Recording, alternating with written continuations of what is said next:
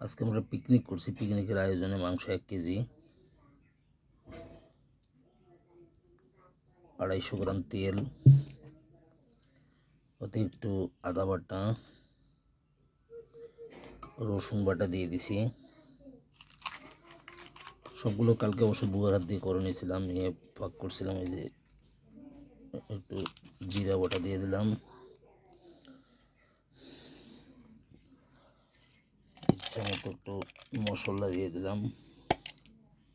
মশলাটা আস্তে দেওয়ার থেকে একটু হালকা যদি বেটে দেওয়া যায় সবচেয়ে বেশি ভালো হয়।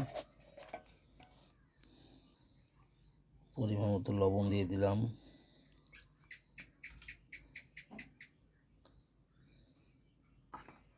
সাথে মরিচের গুঁড়ো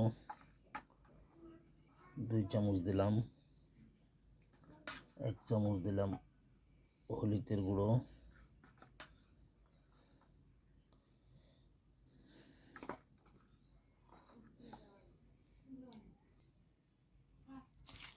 এই তো হালকাভাবে নাড়া দিতে হবে। মশলাটা নেড়ে সেড়ে ধুয়ে দিতে হবে এভাবে কিছুক্ষণ। তাহলে হবে কি, ফ্লেভারটা ভালো থাকবে মাংসটার ভিতরে। ঠিক নাড়াচাড়ার শেষ মুহূর্তে পেঁয়াজটা দিয়ে দেবেন উপরে।